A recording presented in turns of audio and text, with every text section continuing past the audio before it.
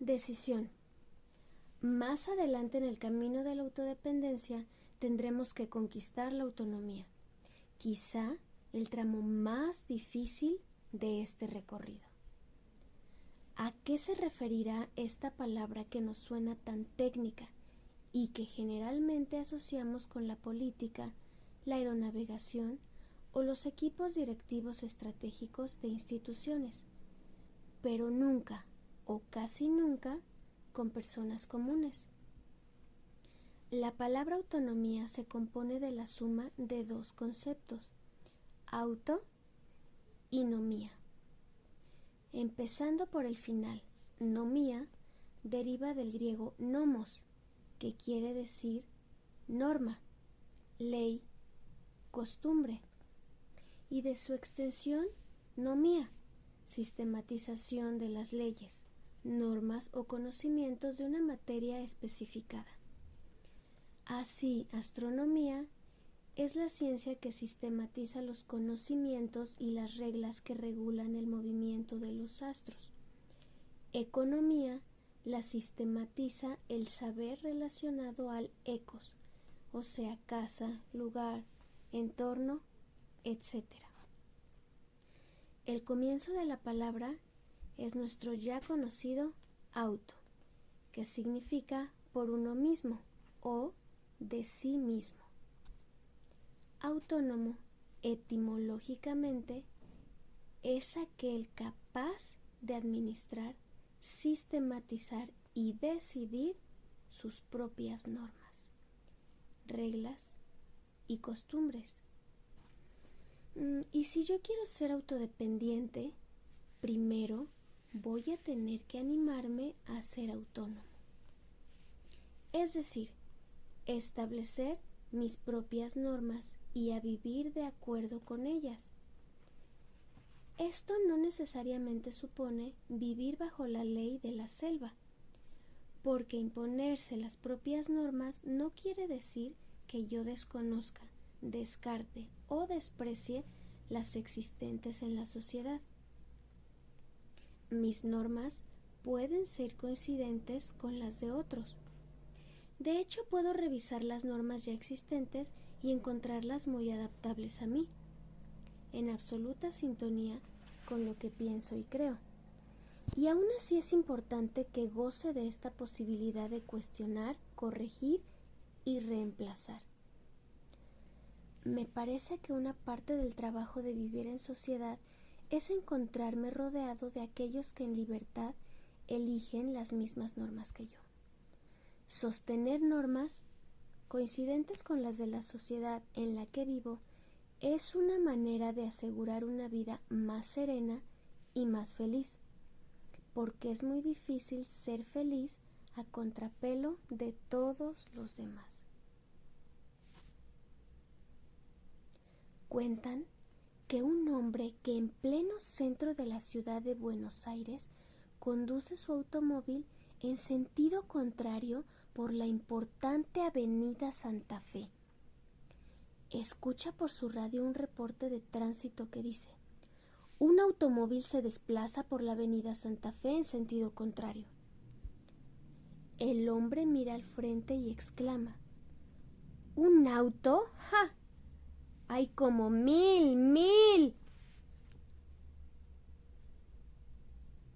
Yo puedo fijarme mis propias normas y llegar a ser totalmente autodependiente. Pero esto no quiere decir ignorar desafiante las leyes. En el peor de los casos significará el permiso de cuestionarlas. Puedo imponer mis reglas a mi vida, pero eso nada tiene que ver con imponerte mis normas a ti. Hay una anécdota de la vida del Dr. Fritz Perls que siempre me fascinó.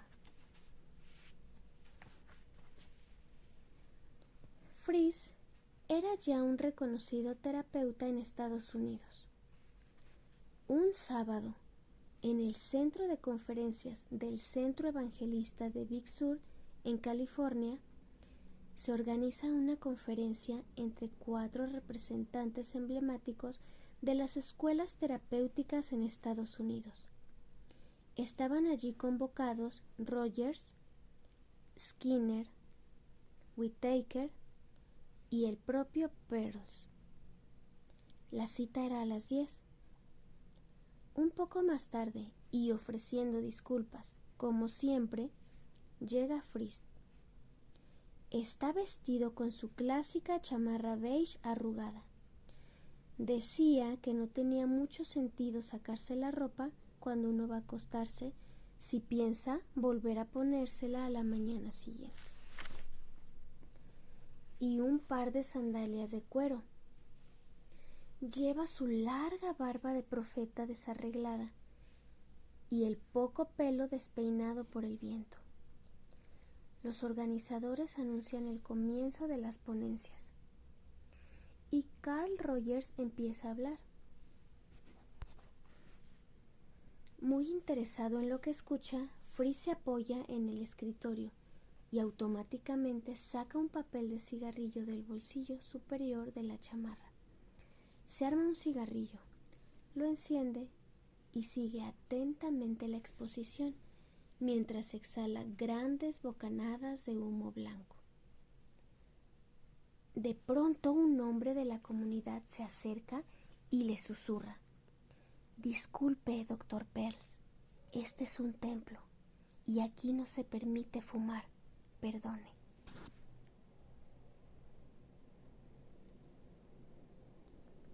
Frisk apaga el cigarrillo enseguida y dice: «Perdone usted, yo no lo sabía». Unos minutos después, discretamente Frisk sale en dirección al hall. Rogers termina de hablar. 500 médicos y psicólogos aplauden sus palabras. Skinner empieza su presentación y el hombre de la comunidad se da cuenta de que el Dr. Pearls no ha vuelto a entrar. Sale al hall a buscarlo. Ya debe haber terminado su cigarrillo, pero no lo ve. Va a los baños y no lo encuentra. Sale a la calle. Pero el invitado ha desaparecido. Preocupado, llama a la casa del doctor para avisar de lo ocurrido. Atiende el propio doctor Pearls. ¿Hola? El hombre reconoce su típica ronca voz. «Doctor Pearls, ¿qué hace usted allí?» «Yo aquí vivo», contesta Frisk. «Pero usted debería estar aquí, no en su casa», argumenta el hombre un poco enardecido. «Perdón, ¿no fue usted el que me dijo que allí no se puede fumar?» «Sí, ¿y?» «Yo fumo. De hecho, soy un fumador. Los lugares donde está prohibido fumar no son para mí». «Bueno, doctor, si para usted es tan importante...» «No, yo soy incapaz de ir en contra de las reglas del lugar. No me parece justo. Tampoco es justo que la gente que quería escucharlo no lo escuche. Es verdad, pero esa no es mi responsabilidad. Las personas que me invitaron debieron advertirme que yo no podía fumar. Entonces les hubiera dicho que no contaran conmigo. Ahora no tiene remedio».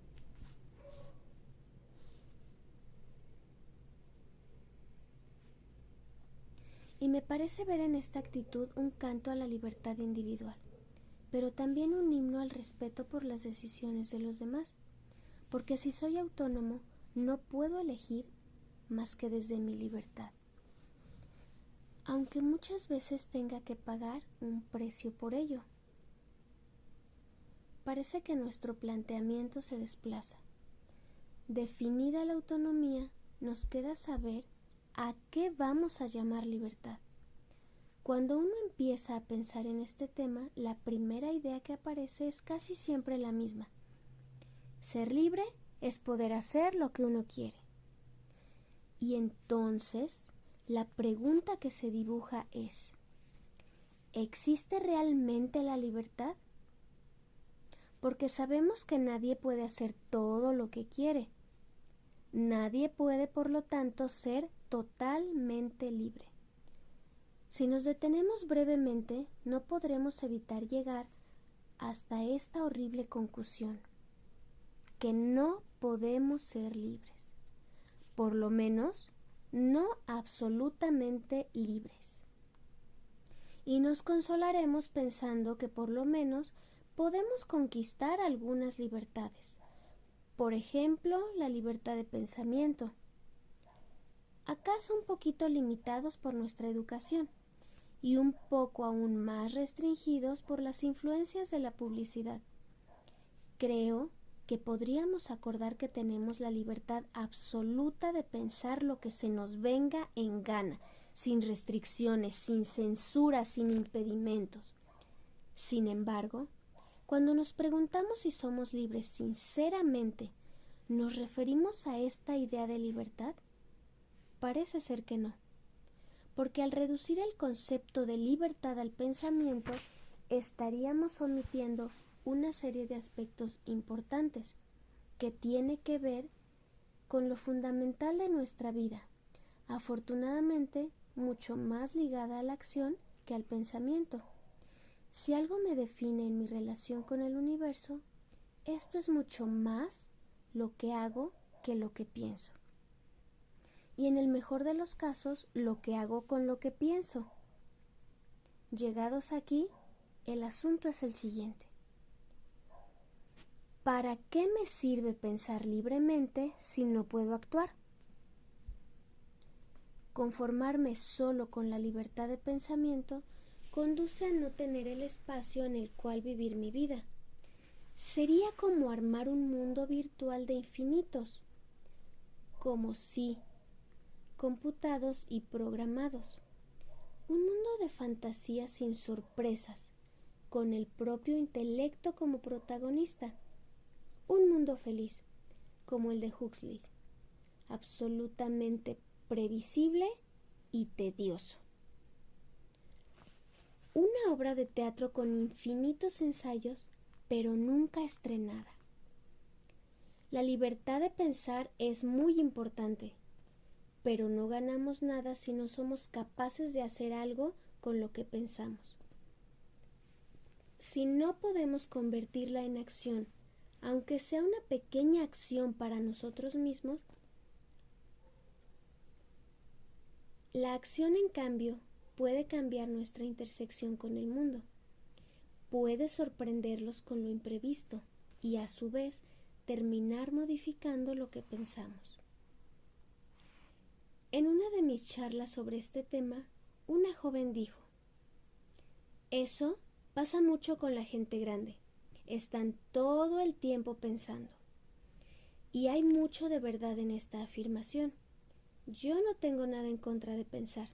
Sencillamente digo que la libertad de pensar sola no conduce a nada y no es una libertad de la cual uno se pueda ufanar. Lo que importa es el ejercicio de la libertad. Tiene que ver con la acción, con la libertad de hacer. Al respecto, si confirmamos que nadie puede hacer todo lo que quiere, debemos aceptar con resignación que la libertad absoluta no existe. A partir de aquí, nos encontramos con tres alternativas. Sostener que una libertad con limitaciones no es tal y que por lo tanto el concepto de libertad es una ficción inexistente. Admitir que la libertad absoluta no existe, pero que una libertad relativa, limitada, condicionada, no deja de ser libertad. O salir al encuentro de una nueva posibilidad. Quisiera olvidar la primera alternativa lo antes posible, porque me cuesta admitir que la libertad sea una ficción. Sin embargo, es cierto que concibo la libertad deseada como un hecho binario. Se es libre o no se lo es. No me parece razonable sostener la existencia de una casi libertad. Sería así como una tecla de luz, ¿sí o no? ¿O será como la mayoría de la gente sostiene, que la libertad es un tema de grados. Es decir, que se puede ser más libre, más libre, más libre y menos libre, menos libre, menos libre. 4 grados de libertad, 6, 8 o 25. ¿Será un asunto de más y de menos? ¿Se puede ser libre a medias? Si no encontráramos otra salida, deberíamos contemplar la posibilidad de estar hablando de una de esas virtudes teologales teóricamente claras, pero inalcanzables en la práctica.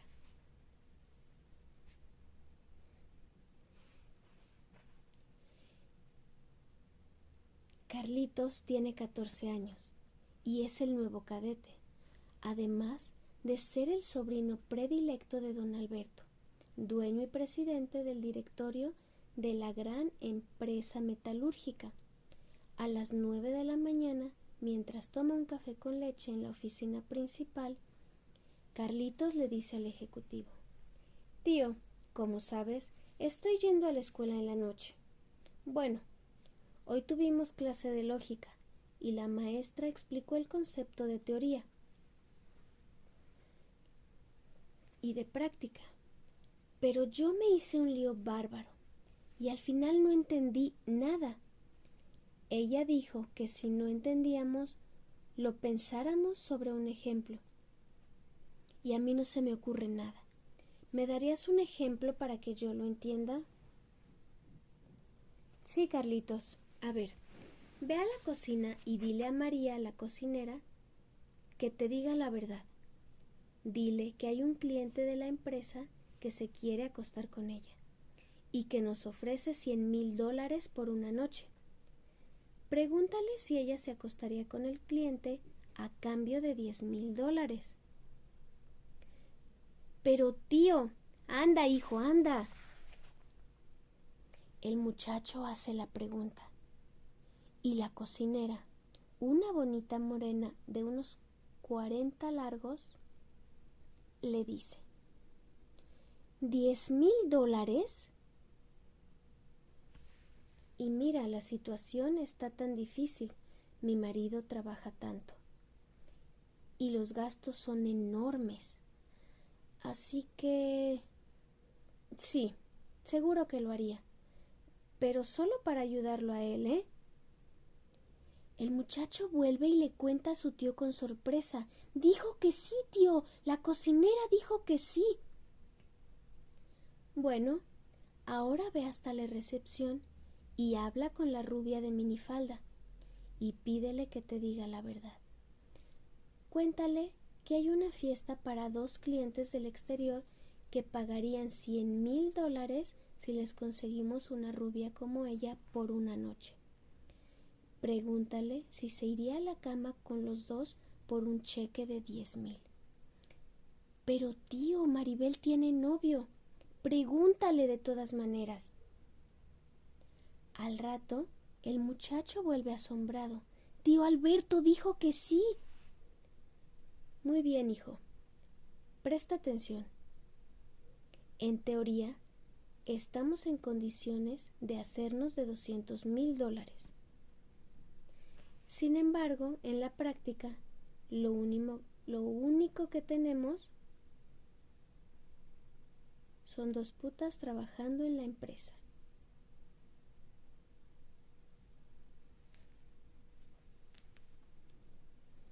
O bien la libertad, así con mayúscula, es un mito teórico y en la práctica no existe.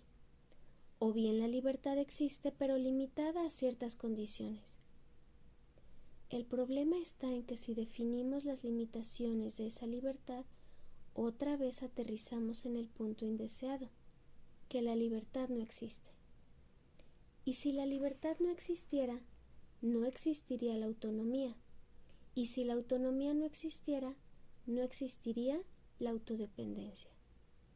Y si la autodependencia no existiera, y sabiendo que la independencia tampoco existe, no nos quedaría otra posibilidad que la dependencia.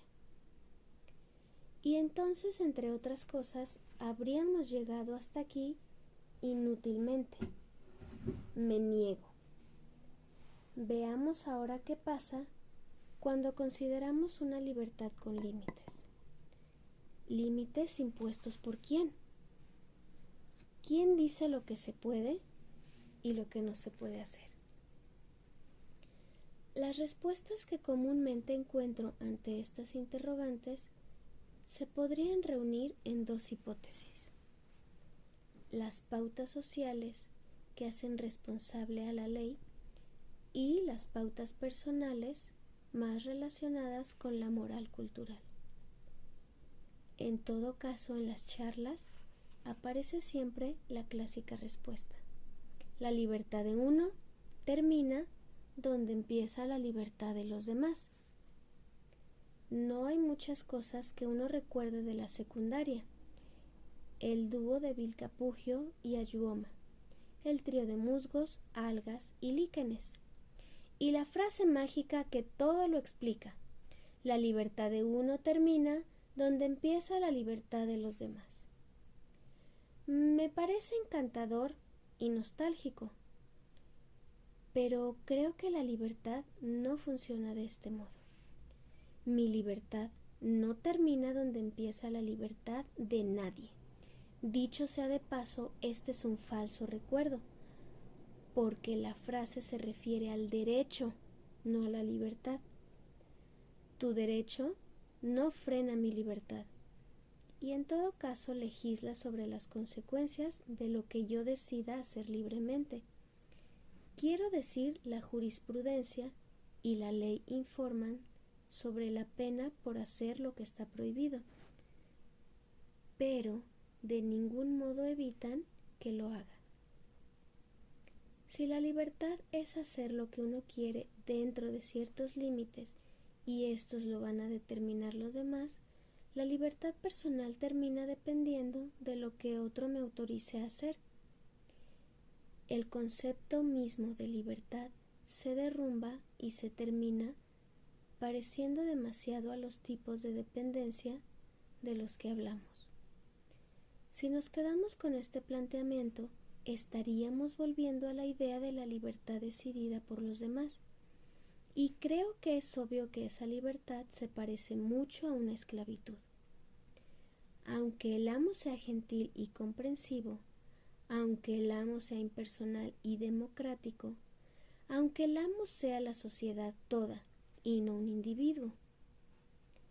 Imaginemos juntos que un esclavo que pertenece a un amo muy bondadoso, un amo que lo autoriza a hacer casi todo lo que quiere, un amo, en fin, que le da muchísimos permisos, la mayoría de ellos negada a otros esclavos de otros amos, y aún más, muchos permisos que el mismo amo le niega a otros esclavos. Pregunto, ¿este trato tan preferencial evita que llamemos a esto esclavitud? Obviamente la respuesta es no. Si son otros los que deciden qué puedo y qué no puedo hacer, por muy abierto y permisivo que sea mi dueño, no soy libre, nos guste o no aceptarlo. No somos libres de hacer cosas que vulneren las normas sociales, y la sociedad solo puede castigar a posteriori o amenazar a priori sobre la consecuencia de elegir lo que las normas prohíben. Así, nuestra única esperanza limitadora es dejar esta decisión en cada persona. Desde este lugar, cada uno analizará lo que piensa, lo que quiere y lo que puede, y decidirá después qué hace, condicionado por estas pautas culturales, por la ética aprendida o por la moral acatada. A veces uno cree que no puede hacer algo que lastime al prójimo. Alguien podría acercarse más a la razón con el viejo dicho inglés que alguna vez me enseñaron Julio y Nora: I could, but I shouldn't, que más o menos se podría traducir así: yo podría, pero no debería. Personalmente creo que hay que llegar más allá y decir yo puedo, y si lo hiciera, esto diría algo de mí, y más aún si sabiendo que puedo hacer algo, decidiera no hacerlo porque te daña. Esto también diría algo sobre mí.